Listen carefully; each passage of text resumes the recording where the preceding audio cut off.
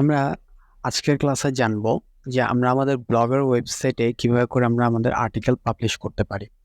তার কারণ ব্লগের ওয়েবসাইটে আপনি যখন কাজ করবেন বা আর্টিকেল লিখবেন তখন আপনাকে একটি ফরম্যাট ফলো করতে হবে বা কিছু রুলস ফলো করতে হবে যাতে আপনি একটি প্রপার একটি এসইও ফ্রেন্ডলি একটি আর্টিকেল আপনি লিখতে পারেন। এতে করে আপনার যে আর্টিকেলটি থাকবে সেটি অনেক দ্রুত র্যাঙ্কও হবে। এর সাথে সাথে যারা আপনার আর্টিকেলটি পড়তে আসবে তারাও অনেক সহজে আপনার আর্টিকেলগুলো পড়তে পারবে। তার কারণ আপনি একটি প্রপার আর্টিকেল লিখলে সেটি কিন্তু যারা পড়তে আসবে তাদের জন্য অনেক বেশি ইজি হয়ে যাবে পড়াটা। তাই আপনাকে একটি রুলস ফলো করে আপনাকে একটি রাইট ফরম্যাট ফলো করে আপনাকে ব্লগারে আর্টিকেল লিখতে হবে। সো আশা করি এই ক্লাসটি যদি আপনি পরিপূর্ণ দেখেন তাহলে আপনি একেবারে ব্লগারে কিভাবে একটি পরিপূর্ণ আর্টিকেল লিখতে পারবেন সে সম্পর্কে জেনে যাবেন। এখন দেখতে পাচ্ছেন আমি আমার ব্লগার ওয়েবসাইটে চলে এসেছি এবং এখানে আমি আমার আর্টিকেল লিখবো। সেজন্য আমি এখানে নিউ পোস্টের মধ্যে ক্লিক করলাম। এখানে আমার কোনো জিরো পোস্ট রয়েছে। আমি এখানে একটি নতুন একটি আর্টিকেল লিখব। সো এখানে আর্টিকেল লেখার জন্য আমি একটি নিউ পোস্টের মধ্যে ক্লিক করার পর এখানে দেখতে পাচ্ছেন আমার ব্ল্যাঙ্ক পেজ শো হচ্ছে এবং এখানে আমি ওয়ার্ডে মাইক্রোসফট ওয়ার্ডে আমি আমার আর্টিকেলটি লিখে রেখেছি এবং উপরে দেখতে পাচ্ছেন সর্বপ্রথমে আমি কিওয়ার্ড লিখে রেখেছি। আমার এখানে কয়েকটি কিওয়ার্ড আমি এখানে উল্লেখ করেছি যাতে করে এই কিওয়ার্ডগুলোর উপর আমি র্যাঙ্ক করতে যাচ্ছি। এখন কিওয়ার্ড বেসিক্যালি কেন র্যাঙ্ক করতে যাচ্ছি বা কিওয়ার্ডগুলো কেন রেখেছি, এখানে যখন গুগলে এসে যখন কেউ সার্চ করবে তখন যাতে আমার এই কিওয়ার্ডটি লিখে সার্চ করে যাতে আমার ওয়েবসাইটটি বা আমার আর্টিকেলটি তারা পায়। সো এতে করে আমার সার্চ ইঞ্জিনের মাধ্যমে অর্থাৎ গুগলের যেই অর্গানিক যে সার্চ সেটির মাধ্যমে আমার আর্টিকেলটি শো হবে এবং আমি র্যাঙ্ক করতে পারবো। এই জন্য আমি এখানে কয়েকটি কিওয়ার্ড আমি এখানে উল্লেখ করেছি। তো আমার এই আর্টিকেলটি হচ্ছে ফ্রি ব্লগিং কোর্স এই সম্পর্কে একটি আর্টিকেল আমার। এই আর্টিকেলটি যদি কেউ পড়ে সেজন্য কিভাবে কি থাকবে সে সমস্ত বিষয় আমি এখানে লিখে রেখেছি, সেটা আমি কপি টু পেস্ট করব। ওকে, এখানে এরপরে আমি এখানে ফিচার্ড ইমেজ রেখেছি। ফিচার্ড ইমেজ বেসিক্যালি কি, যদি আমি একটি আর্টিকেল ওপেন করে আপনাদেরকে দেখাই, এখানে দেখতে পাচ্ছেন এই আর্টিকেলটি যখন আমি ওপেন করেছি তখন একটি ইমেজ শো করছে, এটিকে মূলত ফিচার্ড ইমেজ বলা হয়।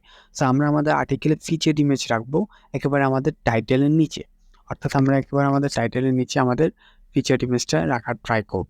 ওকে, সো আমি এখন এখান থেকে আমার টাইটেলটা আমি লিখবো। আমাকে টাইটেল লিখতে হবে একেবারে এসইও ফ্রেন্ডলি, যাতে করে আমার টাইটেলটা যাতে মানুষ পড়ে যাতে ক্লিক করে বা আমার টাইটেলটা পড়ে মানুষ যাতে বুঝে যে আমার আর্টিকেলে কি আছে। সেই জন্য আমি সেভাবে করে আমার টাইটেলটা এখানে সাজাচ্ছি এবং আপনাদের এইভাবে করে আপনারা ট্রাই করবেন আপনাদের টাইটেলটা, ব্লগের টাইটেলটা আপনারা ফার্স্টে প্রপারলি সাজিয়ে ফেলার। সো আমি এটি সাজিয়ে ফেলেছি, এখান থেকে আমি এখন কপি করব। কপি করে আমার এই টাইটেল অপশনে গিয়ে আমি পেস্ট করে দেব। এখন এর পরবর্তীতে আমরা এখান থেকে আমাদের যেই আর্টিকেলটি রয়েছে সেই আর্টিকেলটি আমরা এখান থেকে পুরোটি কপি করে ফেলবো। পুরোটি কপি করে ফেললে এতে করে আমাদের আর্টিকেলটি আর ওখানে গিয়ে লিখতে কষ্ট হবে না। সো আমরা এটিকে ওয়ার্ডে লিখে রেখেছি, আপনারাও এটিকে ওয়ার্ডে লিখে ফেলবেন। এখন আমরা এটিকে কাউন্ট করলাম, কাউন্ট করে দেখতে পাচ্ছেন আমরা কতগুলো ওয়ার্ডের আর্টিকেল লিখেছি।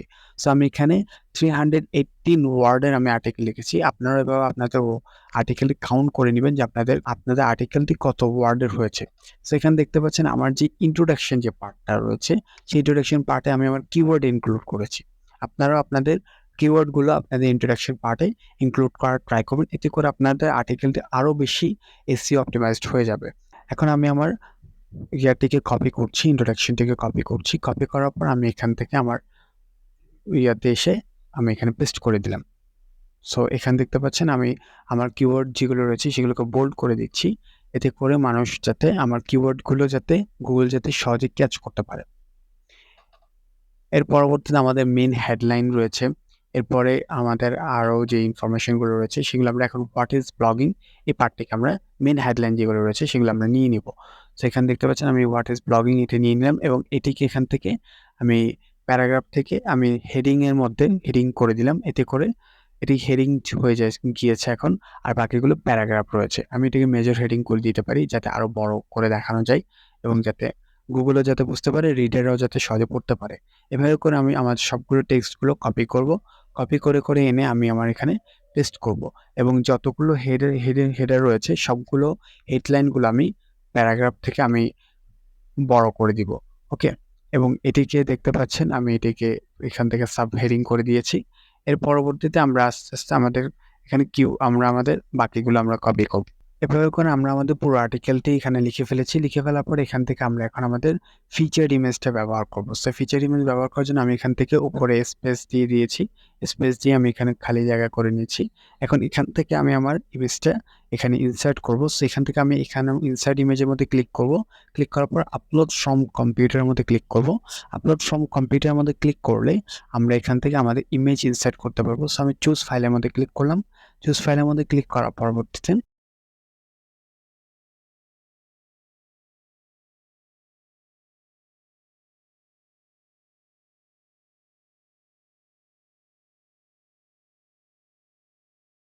এবং আমরা আমাদের কিওয়ার্ডটিকে এখান থেকে কপি করে নিচ্ছি। কপি করে নেওয়ার পর আমরা আমাদের ইমেজটিকে ইনসার্ট করে নিলাম। ইনসার্ট করে এটাকে আমরা প্রপার ওয়েতে বসিয়ে নেব। আমরা এখান থেকে এডিট মধ্যে সেটিংসের মধ্যে গেলাম এবং অল্টার টেক্সট এবং টাইটেল টেক্সটের মধ্যে আমরা আমাদের কিওয়ার্ডটিকে ইনক্লুড করে দিলাম এবং এটিকে এক্স লার্জ করে দিলাম এবং আপডেট করে দিলাম। এখন দেখতে পাচ্ছেন আমাদের অল্টার টেক্সট কিন্তু বসানো উচিত এবং বসানো প্রয়োজন যাতে আমরা এসইও অপটিমাইজড হয়ে যায় আর্টিকেলটি।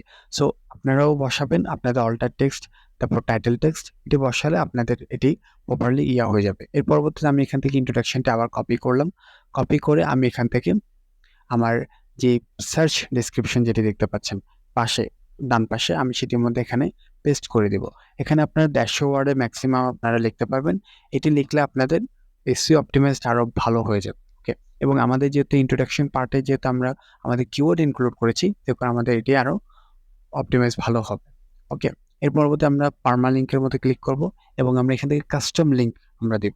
আপনারা এখান থেকে অটোমেটিক পার্মালিঙ্ক দিবেন না, আপনারা এখান থেকে আপনাদের কাস্টম লিঙ্ক দিবেন এবং আমি এখান থেকে আমার কিওয়ার্ডটা এখানে আমি পার্মালিঙ্ক হিসেবে ব্যবহার করছি, কারণ আমি এই কিওয়ার্ডের উপর মূলত আমি র্যাঙ্ক হতে যাচ্ছি।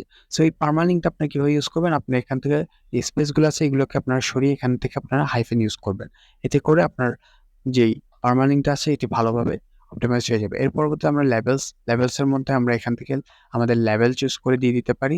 সো আপনারা আপনাদের যে টপিক রয়েছে সেই টপিকের উপর রিলেটেড আপনারা লেভেল দিয়ে দেবেন। সো আমি এখান থেকে ব্লগিং যেহেতু আমার আর্টিকেল, আমি এখানে ব্লগিং দিয়ে দিলাম। এর পরবর্তীতে আমি এখান থেকে এটিকে সব কিছু যদি ওকে থাকে তাহলে আমি এখান থেকে এটিকে পাবলিশ করে দিতে পারি। আমি এখানে পাবলিশের মধ্যে ক্লিক করলাম এবং কনফার্মের মধ্যে ক্লিক করলাম। কনফার্মের মধ্যে ক্লিক করার পর আমি যদি এখন আমার এতে চলে এসেছি এবং এখান থেকে আমি যদি আমার ভিউর মধ্যে ক্লিক করি তাহলে আমি এখন আমার আর্টিকেলটি এখান থেকে দেখতে পারবো এবং দেখতে পাচ্ছেন আমার আর্টিকেলটি এভাবে শো করবে। সো আপনারাও আপনাদের আর্টিকেলটি এভাবে করে অপটিমাইজ করে ফেলবেন, আপনারা আপনাদের আর্টিকেলটি এভাবে করে লিখে ফেলবেন। এতে করে আপনারা যখন প্রপার ওয়েতে একটি ব্লগ পোস্ট লিখে ফেলবেন তখন আপনারা এটিকে পাবলিশ করলে তখন এটি সার্চে আপনারা যদি প্রপার এসইও করে যদি আপনারা এসইও অপটিমাইজ আর্টিকেল লিখতে পারেন তাহলে এটি ইজিলি গুগলে র্যাঙ্ক করবে এবং মানুষরা সার্চ করে এসে পড়তে পারবে। সো আশা করি আপনারা ব্লগারে কিভাবে করে আপনাদের একটা ব্লগ পোস্ট লিখবেন সেটা বুঝে গিয়েছেন।